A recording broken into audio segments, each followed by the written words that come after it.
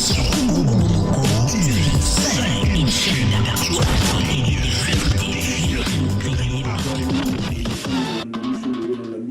dans le monde entier, c'est moi votre humble serviteur, Baleine de la presse congolaise, Baleine Abinoé. Toujours Koubara en Moussala, tout le monde, tout le matin 2018, tout continuer à approfondir dans ma solo, tout mélanger ma solo et belé. Le lot pour la bino, tout le gars, pour le bino, pour le serviteur, Thomas Nzambe, Balini, Bakabola, Bichou, pour la ville, les amis, tout comme ça, quant à moi pour remercier, je remercie d'abord Patrick des garçons et bien pour l'addiction, la pêche au mot, côté réalisation, pour montage, pour caméra, il y a une tassimbi dans le solo, on a pu monter Lionel Kette Miller, et tout qu'on a pu monter Jonathan Marcelo, on a chafou la découpe, on a pu monter Kilo, on a pu monter. On a pu monter la sur le rôle de la Michaud, on a pu monter la grande fois pour Nieskaya, petite fois pour Moïse Mittel, on a pu monter. Beaucoup toujours déjà invité la Bichot, pardon, la plateau, tous années déjà, bonjour. Bonjour. Ndeko Batuno sur le rôle partout dans le monde entier, la chaîne la Bichot Congo, mon TV5, les Amba Liboso, vont se présenter déjà, Baïba Kombo. Merci, monsieur le journaliste Baleine, m'avoir accordé la parole. Et c'est votre humble serviteur, le serviteur de Dieu, frère Jean-Patrick, qui est devant le caméra. Frère Jean-Patrick, frère Jean-Patrick, Aza, frère Saint, plutôt Aza Naba, occupation de quelconque église ou Yassambia. Merci pour la montuna. Biso toza Congolais et Kinshasa, tout RDC, tout s'est retrouvé dans Katia Maroc. En fait, tout ça qui œuvrer dans l'église, dans Kinshasa, dans la République démocratique du Congo. Maintenant, on se retrouve ici au Maroc, voilà. Tu retrouves aussi dans Moussala Nzambete, pardon. Et en fait, tout ça censé toujours continuer à retravailler, parce que tout ça va ministre de Dieu, et tout ça va serviteur de Dieu, donc voilà, c'est un peu ça. Merci frère Jean-Patrick, merci, mais toujours continuer beaucoup de banir déjà dans la question de Bichot, autant entamer déjà dans la question de Bichot. Tout le monde entend. Moussali Nzambe. Oui. Yobouine tout le pasteur, l'évangéliste, le prophète, tout le barat, tout le monde. Oui. Serviteur de Dieu. Serviteur de Dieu. Question à moi, ok, pour nous, nous pasteur Sengani. Ah oui, Mutuna Malamu, c'est vraiment une très très belle question. Et pour nous, Moussali Nzambe pasteur, prophète, évangéliste, tout. Il y a un parcours, je dirais très très bien, il y a un parcours pour devenir homme de Dieu, pasteur. Donc, bref, notre rôle au Bakaka qui est, pour nous, Moussali Nzambe, serviteur, comme on venait de le dire, il faut oser un appel de Dieu. Ça, c'est un. Il faut oser un appel de Dieu, tu dois être appelé de Dieu. Vous voyez, après ce que vous en appelez Nzambe, après c'est Malango, vous voyez, parce qu'on est gagné. Okutani na cadre, okutani na baza supérieur, opesa yo formation, talisio comment conduire, comment marcher dans la crainte de Dieu, et puis comme Belasco Moussali Nzambe, et après, on consacrer comme serviteur de Dieu, donc c'est un peu ça. Pour devenir serviteur de Dieu, il y a un parcours, il faut parcourir. Pour nous mais ce n'est pas vague quoi la mouki la tombe directement. Surtout la monde il faut le dire, pasteur pour savoir connaissance de leur pasteur. Yo sinon tout bien ça on a plutôt pour niveau mais hôtel c'est bichot pour nous comme pasteur et c'est ngani, pour nous comme prophète et c'est ngani, pour nous comme évangéliste et c'est ngani, pour nous comme maman na Nzambe et c'est ngani. OK. D'abord, la personne doit être appelée de Dieu, comme je le disais. Donc, après, vous allez appeler de Dieu. Pourquoi je dis ça? Parce que plusieurs chrétiens se retrouvent dans la maison de Dieu et en se réalisant pas beaucoup plus l'importance. Donc, l'importance, c'était réaliser l'importance de servir Nzambe, qu'est-ce qu'il faut faire pour servir Dieu. Donc, voilà. Donc, il faut être appelé de Dieu. Si vous êtes appelé de Dieu, à ce moment-là, nous voyez, si vous avez l'importance, Donc c'est ça. Si on a un secours les locaux, pasteur mingi car nengo ti koloba wana ala muki na tongo boye a dit bon ça va na ko sala ndenge nini azui bible a mémoriser bible mobile na kati ya mutu na ye et du coup comme ça abandi côté na ye tellement que batoza sincère ko yoka liloba nzambe babandi ko yoka parole azo pesa ba verset biblique bon monika ke non il devient pasteur. Pour na yo monika ke aza pasteur. Mais il n'est pas appelé de Dieu. Ça il faut savoir. Les gens n'ont pas appelé de Dieu, les gens n'ont pas misali na bango kaka ba pasteur. Donc voilà. Alors pour na ba misali kaka pasteur nengo ala du coup, bazaka na ba difficulté mingi parce que musala o ya nzambe o ezaka na ba risque belé. Il y a des tentations, il y a un moment difficile où se rencontrer dans l'eau, et ça fait un moment fort où se rencontrer dans l'eau. Alors tellement que tu n'es pas appelé de Dieu, et que tu n'as pas selon yo. Selon volonté na yo. Et ça c'est une volonté en Zambie parce que tu n'es pas appelé de Dieu. Voilà. Nous moni makambo tozo kutana na ngolo pasteur azala wana azo samela la batu, azo prêcher bonne nouvelle, azo sala makambo zo. Tant c'est un moment difficile ko ya, ba tango ya pasi, ozo comprendre. Ko gérer en mode tu vois. Alors le monde a siko respecto na Zambie nini et ko yango wana ba pasteur no so qui conseil ya serviteur Jean-Patrick a eu sur Sabino ba difficulté mais les avana ba pasteur oyo ba yebi nzambe pendate ba kutana ba kokoso bele ba ko gérer ba makambo mote yango yazo senga kuza pasteur fomi benga mapenda mwana na nzamba ponio po dozi le kaliboso ya batu po batu pe bandima yo ebele ba kutana na makambo l'église zo kufa pona makambo bele yango pe question mususu au niveau na depuis France à l'hôtel ngai balmus balomba également pour la piscine ba moto ko to bota ngai ba be pe na tout na question mususu ko yeba bible là on so pa yebi bible makasi yebi pe na bible so tout ne verset ba be chobo on reconnaître un peu bâtonner mais on pas passer parce que la bible belé ko dans la savoir et belé ça peut on comment peut passer non cela ne dit pas tout simplement qui est la Bible directement comme un serviteur de Dieu.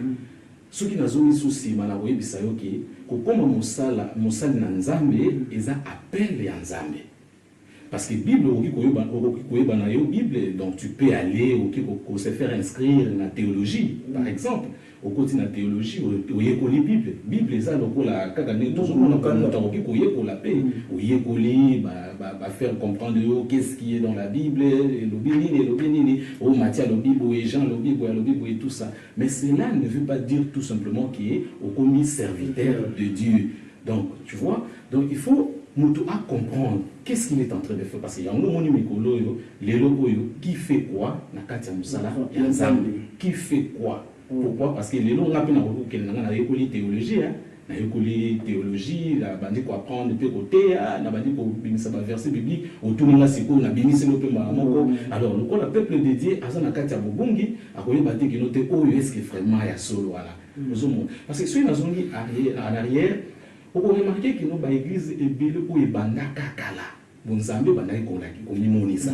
Oto bando mona penda ki note o penda mosali na nzambe. Atambola kapena na ndenga ko banga nzambe. Crainte de Dieu, tu vois. Mais lelo 30 ans après, sur au pays, au Kibutale sur betonga wana, il y a plus rien, tu vois. Il y a plus rien. Pourquoi? Parce que batona ba yaki selon appel à Dieu ya nzambe te.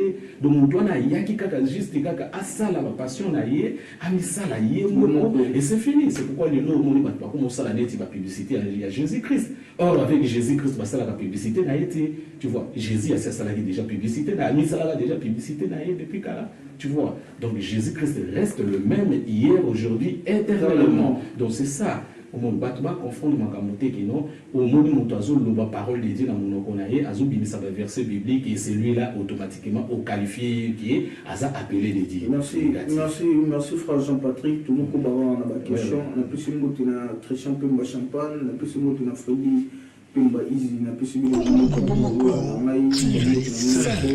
Pacheli Grand Mayas papa na Lixa ba moti toujours ko ba wana ba question frère Jean-Patrick, question dans mon boussole Isaïe, église auparavant.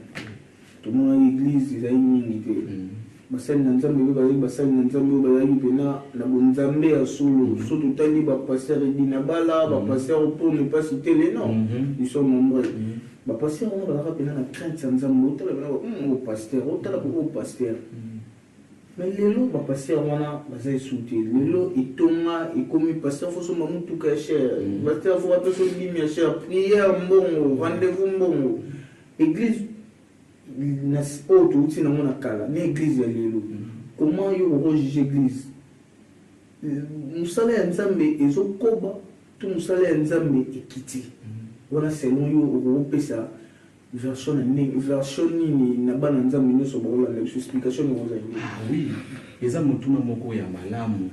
Moi je dirais tout simplement na niveau oyo ya ngai na vie chrétienne oyo nga naza nango na oyo nga na prena na makambo ya nzambe, je dirais que auparavant mosala nzambe ezalaki kotambola malamu auparavant.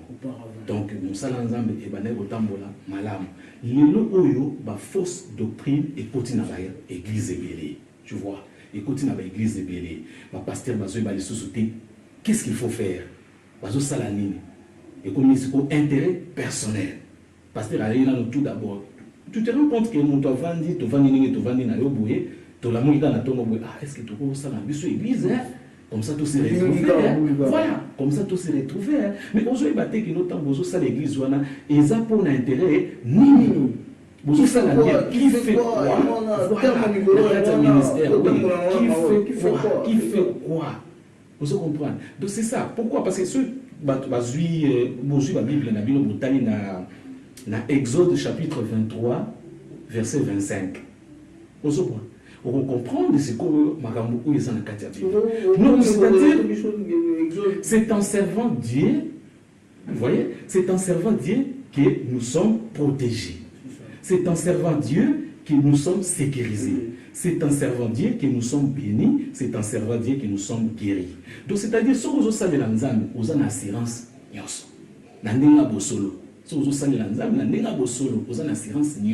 Tu es sécurisé, tu es protégé, tu es guéri, tu es béni. Tu vois. Mais c'est quoi, il y a ça qui servir l'anzame. Vous comprenez? Vous avez propre intérêt dans le monde. Mais qu'est-ce que tu veux que Dieu fasse de toi? C'est ça. Parce qu'il y a déjà mis ici déjà dans ma campagne. Mais aujourd'hui, il y a un peuple de Dieu dans les bons. Tu vois, aujourd'hui, il y a un peuple de Dieu dans les bons. Qui fait quoi? Il y a un moment où on est fausse doctrine pour continuer à l'église. Les deux hommes qui pasteur assis à Simba, donc tu vois, na Kinshasa, qui a participé à un séminaire biblique. Un serviteur de Dieu qui m'appelle, il me dit que notre frère, viens, on va partager un peu. Tu sais, ici, tu as une façon de faire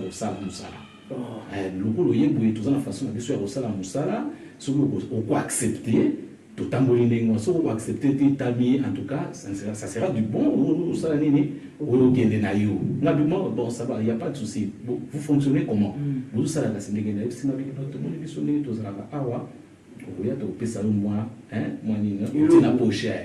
la poche. Alors, tant que vous avez cher, tant que vous avez la modération, la chair, et vous allez séduire, parce fidèle. Et tant que vous allez séduire, en même temps, vous allez toucher, après vous allez toucher, l'autre,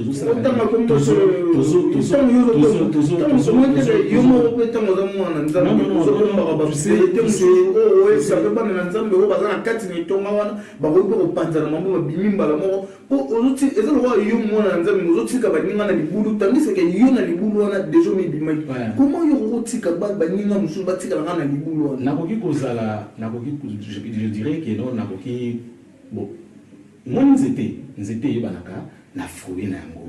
Nzamba lobaki ki na mutango ya suka boko découvrir. Banani bazaba oyanga et banani bazaba oyanga te. Il faut bozala na mission ya osala nini ya komona. Et ce peuple de Dieu bazomona makambo nyonso to wana. Bazomona bayebi très bien que note oyo azosalela nzambe na ndenge ya boye. Mais c'est le même peuple de Dieu. Les lots, beaucoup plus que préféré et tout là donc batali temple. Comment yo juger basali ya nzambe en général tout ça au Maroc toujours m'appelle en Maroc mais tout qui non en général au juger bango ndenge nini yo juger basala nzambe nyonso ndenge nini en général. Ouais. Bon, juger le serviteur de Dieu peut-être nakoki ko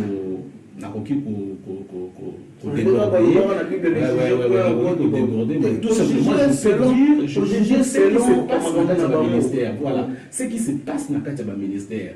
Alors nous déplorons surtout le ministère et nous demandons à serviteur de Dieu baye bandenge nini ya ko servir nzambe na nena bo solo kaka nena aussi ko sala ko tangela yo passage ko elobi c'est en servant Dieu que nous sommes guéris nzambe azana posa que nous batu bazwa balia biloko ya malamu et non balia biloko ya mabe.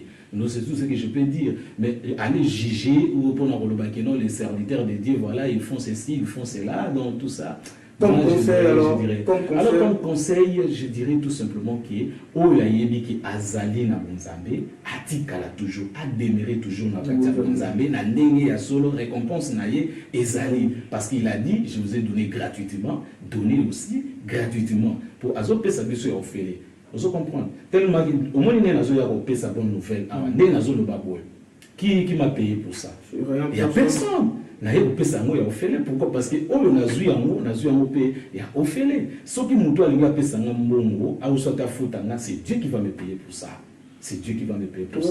Déjà toi entamé déjà la question de comment on peut sur la question comment paraît un serviteur dans un ministère. Il faut répondre à une question. Donc c'est-à-dire j'avais dit dès le départ d'abord la personne doit être appelé de Dieu. Wanananou ya liboso. Ce qui muto balingi ba tiaye donc comme un pasteur lelo soit abana koteya abana kosakola donc cette personne doit être appelée de Dieu. Vous comprenez? Muto ni fois alano appelé de Dieu. Ce que vous appelé de Dieu, si manango ndesko ba bana quoi apprendre yo sikoyo comment servir Dieu.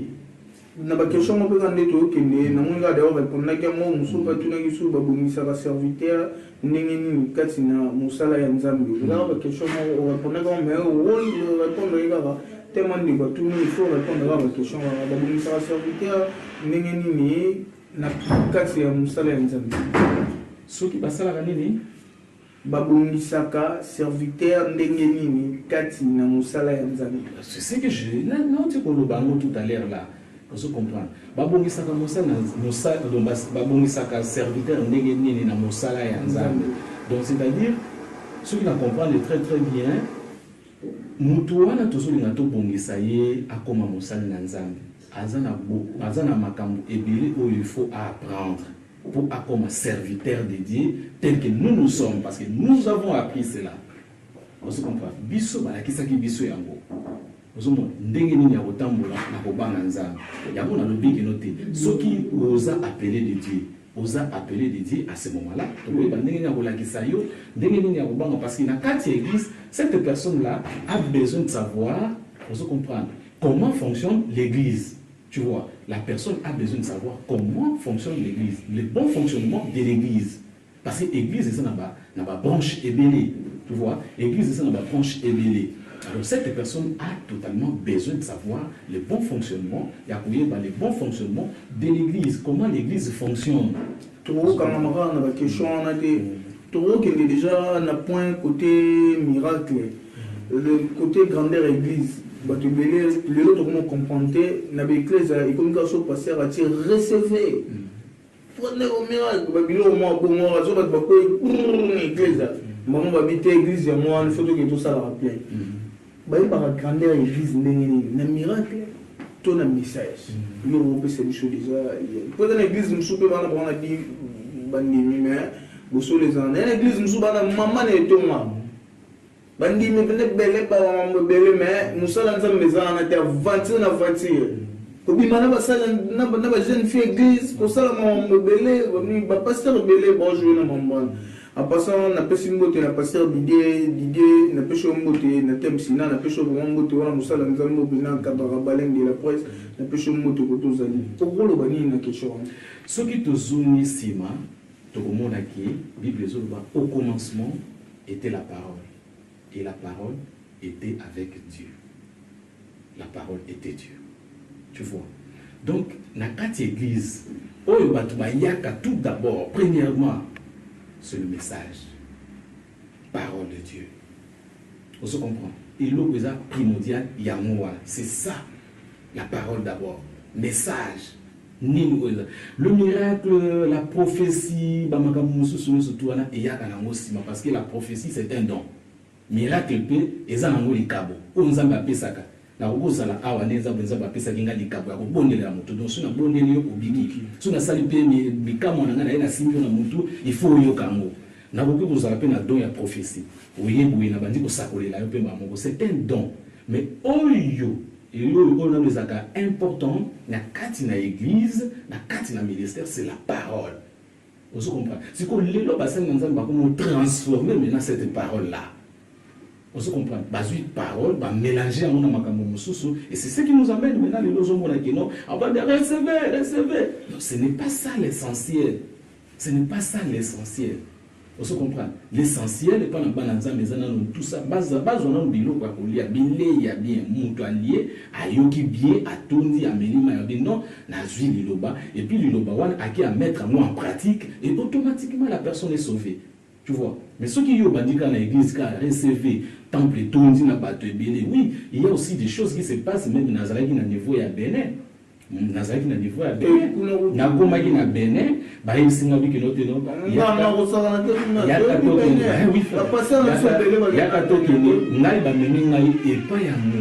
il faut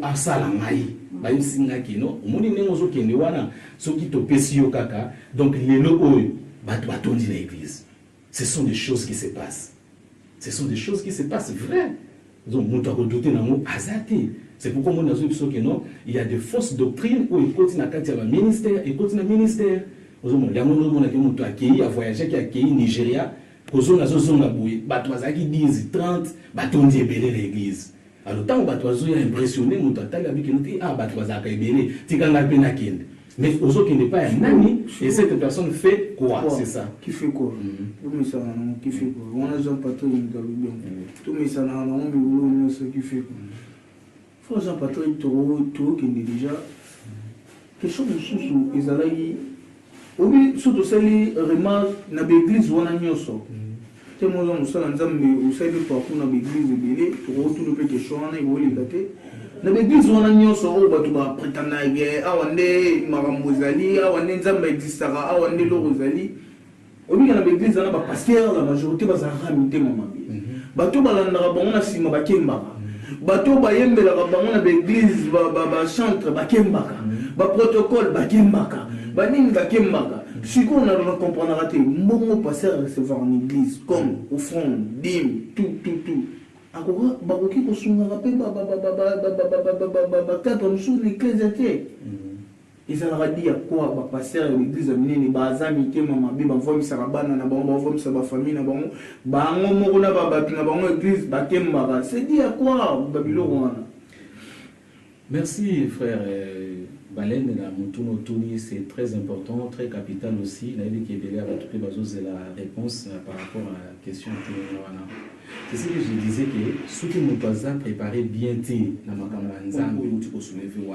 si la personne ne pas donc la personne n'est pas tout donc il n'est pas préparé hein, il n'est pas préparé bah comment il va commencer maintenant à servir Dieu dans sa propre passion dans la passion na bouyebi na ye moko et tant on banda ko servir Dieu na bouyebi na ye moko ba risque siko ya ngwana on se comprend ba risque ya ngwana je voulais dire quoi pasteur aye biki non nde nazabu nazanga appeler de diété mboro nazo saleza bord nanga ndenge misusu ba eza bord nanga on se comprend mboro nyo surtout lokota eza ya ye muntu azana tenter à koya ko forcer nature ou soit ko imposer azati on se comprend oyi a olinga ko sala asali akoki ko voyager akoti na bana na poto atini il fait tout ce qu'il fait on se comprend pourquoi parce que cette personne là azala qui préparer parce que na on peut pas préparer qui est très bien na katia ministère que nous au moins musala na nzambe ezala kaboué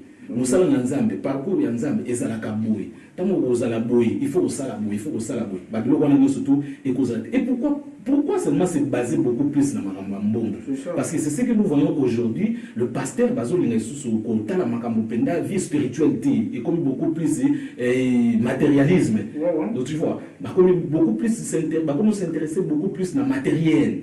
Donc de belles voitures, de belles maisons, de beaux bâtiments, de beaux bureaux, donc tu vois.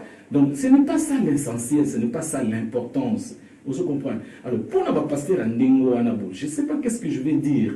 Le bandimi bango moko bazoyeba, bayebi ango bandimi bango moko bayebaka. Bayebaka ki note. Oya biso oyo etamboli na ye oyo ezapenda bien te. Et je peux dire aussi il y a des pasteurs oyo la plupart des pasteurs mususu bazala ndenge wana okomona ata mususu mabonze koti nango ya malungati mais ce pasteur là est en train de partager azopesa oya ata mususu oye na transport na yo okomi na ya susu mbongo na ye moko na poche na ye apesi yo peut-être mususu pe bazape opesaki no eloko moko te ozomo opesaki no pe eloko moko te mais ye pasteur wana afutelo sur transport ko de chapeau na ba pasteur ndenge wana parce qu'il y a des vrais il y a des faux ozomo il y a des vrais il y a des faux. Mais quant à nous maintenant, c'est très capital. Quant à nous, bana na nzambe, ndeko yeba siko keno, oyo azaya nzambe, oyo azaya nzambe te. Vous voyez, il y a un temps. Je crois que la prochaine fois on a les questions sur le plateau na yo awa, on va beaucoup bavarder sur sujet mususu ezaki non, ntango nzambe visiter la biso ezaki. Question mususu ya autre na lisusu.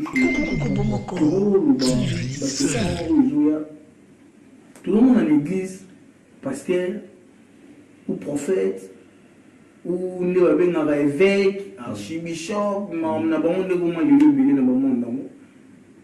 camarade, il y a frère qui ngani, camarade et ngani.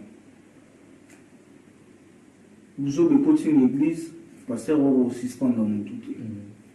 Et ça pour banga. Sur suspendre mon toit, le mois qui panza samona, ton église spéciale na moi peut pas pesa moi na nzambe mano na likambo ya sali ya mabe ko ya kusala su musala ya nzambe te boye le moi aposto ou bien pour du bon indéterminé zo mon simple et ça péché ce n'est pas un péché nzambe za muto atambola na ordre nzambe za muto désordre ti nzambe za muto atambola na ordre vous comprenez alors ce qui lelo oyo tu fandi na kati na ecclesia tu moni que mon frère ou na frère oyo il y a quelque chose qui ne va pas baza bazo kanati le pasteur aza formateur tu vois pasteur aza formateur pasteur azali aza mutu atambola na honnêteté pasteur aza mutu atambola na vérité pasteur aza mutu atambola na bosolo c'est-à-dire tu as ce pouvoir là Dieu t'a donné le pouvoir tu vois Dieu t'a donné le pouvoir ce qui mutu bazo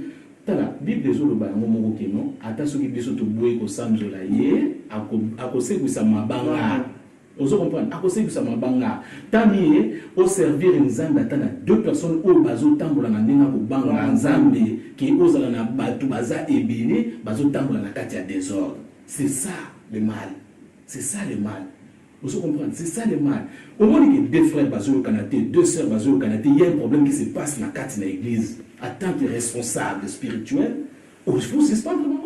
S'il faut suspendre, il faut suspendre. Parce que Dieu a besoin, tu sais, une âme, la présence est en Non, parce que l'église n'appartient pas au pasteur. L'église, c'est l'église de Dieu. Tu vois, l'église, c'est l'église de Dieu. L'église, ce n'est pas pour les pasteurs. Donc, âme, wana yo pasteur, so bengani, âme, wana so bengani, passe ni ko passe wana parce que pour gagner dans âme c'est chose facile nous souffrons pour nous gagner ba âme bato ozo na bango bazaka na ba église wana baza mukeme ba o baza libanda ba yebi na nzambe te bandime nzambe te baza ebele bato baza ebele o baza na posa continuer alors on ne peut pas chasser to ko bengana te to ko approcher yo to te yo to la question qui m'a bien yo tala mabozo sala boy to suspendre to tina no mupanzi na. On se comprend. Après, on parle ceux qui suspendent ici, aux oubliés. Mais il y a deux frères, deux sœurs, ceux qui vont suspendre à l'image, il y a Mabé à l'église. Na Congo, il y a Mabé à pasteur.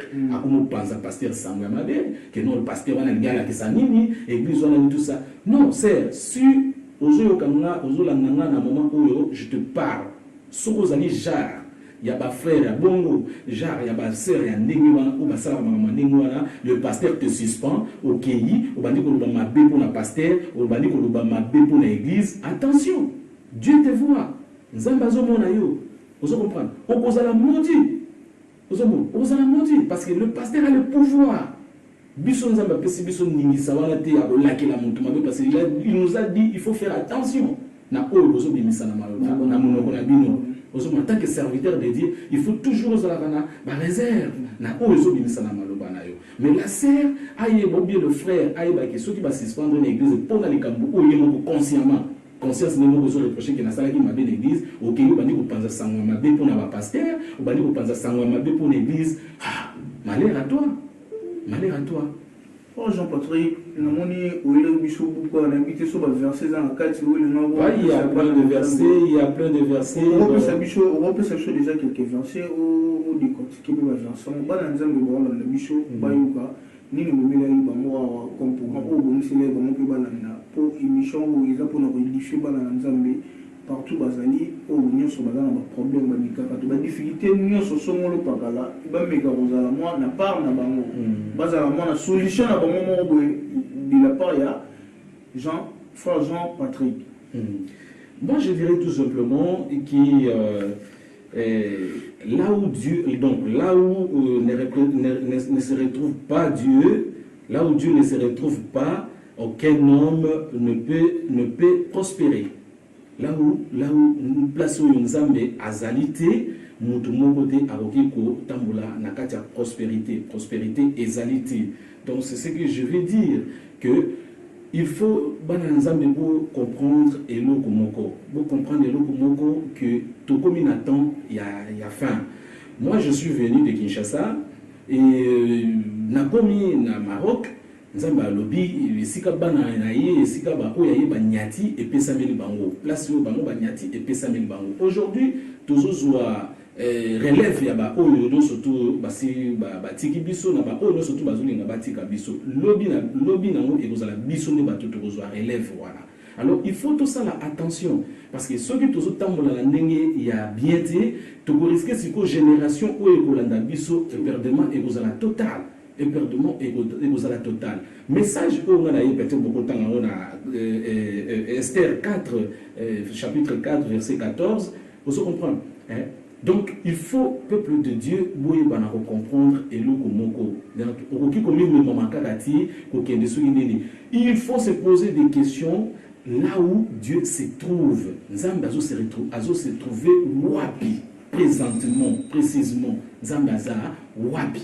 Alors, ici, quand on dit que nous plaçons nos Zambazali, et ça, ici, quand on pour la la refuge, au Kanamawana, au Vandawana, au Yoka parole de Dieu, et vous allez là, comme vous avez pour Nayo. Donc, c'est ce que je veux dire aux hommes. C'est ce que je veux dire. Les autres hommes, on a peut-être un sous on a retourne à la question au Maroc, parce que moi, je suis nouveau ici. C'est pas le Maroc, je suis sûr que vous avez au courant que le Maroc, tout la difficulté, moi, le pasteur, moi, le Maroc, tout le monde a la difficulté, le pasteur, moi, le Maroc, la majorité, le pasteur, il y a des solo, il y a des problèmes, il escroquerie, il faut dire parce qu'ils ont pour la terre, le pasteur, il y a vraiment la crainte. Le pasteur, phénomène on te comprend ils ont dit nous na qui peut boire les pasteurs tant on va na Maroc oh ba consacrer na qui pasteur nous sommes dans les pasteurs avant mais ba boya bai sonelo wana to bolo bani est-ce que bima libanda na ba difficulté libanda ba moya libanda ba souffrance libanda ndé comme ça ba pasteur na ba mboko surtout to na mboko to Maroc mutu tu na kwa na ba pasteur et ça dit à quoi c'est ça mais il faut comprendre que non. Il y a quelque chose qui se passe. Donc, dans le cas de il a mis comme si pasteur, n'a pas conserver, tout ça. Non, mais il y a des moments, Nzamba circonstances. Aza ya temps, aza ya circonstances. Ce qui est comme que non, il ça les mon frère. Tobo était que nous battu ça les Nzamba. Ce qui est appelé Nzamba. parce que nzambe peut cause ata mususu à partir ya Kinshasa kuna obandi ko salela na nzambe te oyebaki makambo nzambe te na circonstance oyo komeli nango sikoyo nzambe asengi yo sikoyo keno alors osalela ye sikoyo nakoki koboya kosalela nzambe te mais sikoyo soki nazosalela nzambe est ce que nazosalela nzambe na ndenge ya bosolo bien na ba intérêt na nga moko personnel oso comprendre nakoki kosalela nzambe na ba intérêt na nga moko personnel ti wana mabe mpo na ngai ata lelo soki elandi ngai ezwi ngai te ekozwa génération na nga nsima bana na ngai baza na nsima parce que eza peuple de Dieu bao bazoya koyoka parole bao bazoya koyoka bonne nouvelle bango bato baza perdu. Pourquoi? Parce que eza muntu moko aye mpona bapropre c'est pourquoi moni makambo ezokoma sikoki kowela mbongo omona ata mosusu ke note ote ngai nde donc lokwa oza na bandimi akomi associé na bamakambo moko boye tout ça non eza komema peuple de Dieu na kati ya libungi tu vois. Mais ici au Maroc si je comprends bien bon je sais pas il y a des pasteurs il y a des vrais pasteurs aussi. Il y a aussi des faux pasteurs. Il y a aussi des faux pasteurs. Alors pour les faux pasteurs, c'est le moment il y a que dévoiler c'est ça. Tu vois, c'est le moment. Il y a un moment où il faut dévoiler au vent de la carte, on remarque, on constate que non, et là il faut le dire. Il faut le dire. Alors, moi j'encourage les pasteurs au bazar na Katia Maroc, au servir les amis na nenga boso. Na nenga boso. Akina mama cop na e. Akina mama cop na sala. Azoni. Pe pasteur pasteur belé ba bima bazar na métier tout. Alors, c'est belé pe ba bima pe bo azoni lo rosala tamunga cop ni na rosala na kega mbanga na musala ya nzambi. Yo musala ya nzambi ko minde pula e tu amoni ga ya buka aboka dimma ki semi mai. Ouais, na musala ya nzambi tokoti ya moto kwa business. Tokoti ya business ti. Que nous avons ça pour l'intérêt de et non peuple de temps baroya ba pesi offrande so ba pesi offrande était ba pesa dîme so ba pesi dîme était na ça l'appel de fonds so ba pesa na ça l'appel de fonds tout ça c'est ce que je vais vivre pour ça non même ata mbongo na ozolia mbongo na eza pona yo mais oyebi ko nzamba zo bongisa siko pona yo parce que un jour tu vas la juger on sera jugé. Dieu va nous juger. À juger, on n'a pas couru au salaire là qui va. Mais ce qui est au salaire, on a n'dengue moko ya malam. Au salaire, on a n'dengue au bang nzam. Au salaire, on a n'dengue au nzambi azo senga et salema. Donc, moi j'encourage. Na habité chose à des jours courants, il y a opération visite, momo, opération prière, momo, opération ni na ba pasteur on a conseillé. Et ça les malaka. Té awa na habité. Na lo ba on parler en général, na ba tunyo so ba do la bicho, le ko mo bilé visite. Na ba église au na pasteur. Il faut que ça momo. Opération on a siko pour na yo rôle bi on. Je connais absolument rien du tout. Mais il y a ils ont ça même bon là où moi je viens na mon techno pour est-ce que vous m'entendez dans 300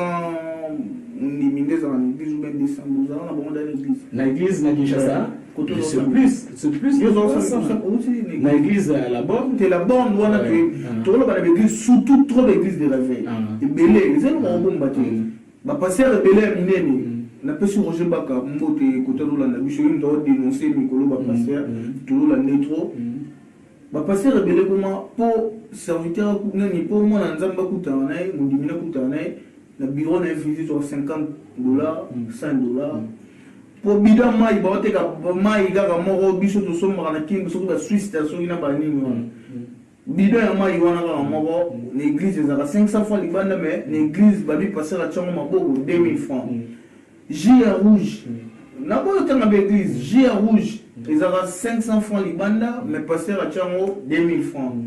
Bah kepe sous na ba gâteau toke sous na ba mouchoir toke sous na ba nini siko opération na c'est bien quoi nzamba comme compte na ba biloko wana to nani non frère est-ce que oyebi que non même ata oyebi ce qui ngai nazo loba makambo boye ce n'est pas pour la routine na bana nzambe ba boya ko somba mai ou soit ba boya je peux acheter le jus na sombi mai na lobi bo ça va na ke ko sambela likolo ya mai oyebi nzamba za na kati ya profondeur nzambe azala na kati ya profondeur o bato babosana yango wana parce que bozo komisa bango ba riche c'est ça bozo komisa bango ba riche Bozo comme ça bango ba riche accueilli a sobi biloko na wana ou soit a signé contrat moko boye na usine moko boye ya mai to ya ji bo memela ngai autant de paquets ya ba mai ya ba ji na kati ya église après si manango ba ko somba tout ça non pour faire quoi avec pour nous sana ngoni o sana na mai wana ni na taso ko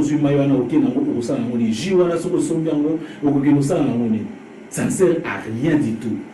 Nana osenga na peuple de Dieu ça yoko moko kaka Dieu azala na kati ya profondeur nzamba azali na kati ya profondeur nzambe balanda na bozindo il a dit kende na lieu secret agenouille-toi invoque Dieu il te répondra so ko sana posa ke nzamba salela kota na chambre na yo kende fukama bondela vous comprenez bondela et le même Dieu a ko répondre yo na makambo oyo ozanango et ça ne sert à rien que no ya okende que no il faut na sombaji ou bien mai na kena mona bomba ona ndako ya monde osalisa ngai ya monde bobana ko sunga ngai pona sala suli ndenge nini moi na koloba que no te n'ose plus ya kosomba biloko ndenge wana boko tala susu na makambo ndenge wana to yende juste pour to tele na makambo wana pour que le peuple de Dieu la sauver alors parce que ça lui est de la mission. Jean-Patrick, la question de tout la question sur l'opportunité, juste par rapport à Moussala Nzambe, peut-être on a Koloba Nalobi Angote, Nzamba Zana Bosenga, peuple de Dieu. Donc c'est ça. Et surtout le pasteur, beaucoup plus, et bazo sale lanzame na ndenga ko solote ba meka ko tala parcours na bango ba meka ko tala conduite na bango bazonga na ndenge ya bonzambe parce que nzambe azana bosenga soki lelo biso to bandi do telema po to lobela makambo ayo parce que to moni trop c'est trop et qui fait quoi dans le ministère et ya mwana ezo sala pasi makasi programme église kotozali na oui na osepela makasi na pesi mbote na pasteur Didier o ya mbaki ngai na niveau ya Maroc awa yazali na thème sina na pesi na mwasi na bloc 17 tozako tuna mululu moko ya makasi le kale et osala le 18 février dimanche o ezoya to singa pe bana nzambe baya pe bayo kabiso bayo kapi musana nzambe to bengisi azali serviteur donc c'est ça na pesi mbote na Pacheli garçon ya bien papa na Alexia na pesi Balmous na kati ya France mbote yope également pe na pesi mbote na pesi molonga dinanga pe mbote madame Niclette esika zali na bana na Kinshasa na RDC mbote famille nanga mobimba ba frère nangai bango surtout Edi Beni mbote nzamba pambola pino. Merci beaucoup quant à moi on a pesi bino ba merci ba tout bolanda biso na premier épisode na biso to kendeti na 4e épisode ezaki premier épisode to ki fa Jean-Patrick amemi hotel Sabino na marambo ya zaki na mo faro lo ba pona bana na nzambe nyoso pona peuple de Dieu nyoso bo mega réveiller conscience na bino to mega ko ba na musana nzambe ko ba lisusu ko ba lisusu to pesi susu merci beaucoup Nana Chafoula depuis France na pesi merci les sous na Balmous Balumba en façage moi na maman Rose na pesi mbote na pesi mbote na Regan Mambo Miller et tout na pesi mbote na Jonathan Marcelo Lionel Lukiata na pesi mbote na Samalanda trop c'est trop na pesi mbote Belé na Moïse Mitano na pesi mbote na Freddy Pemba na pesi mbote na Edwige Zebela. Ah oui, c'est Bella.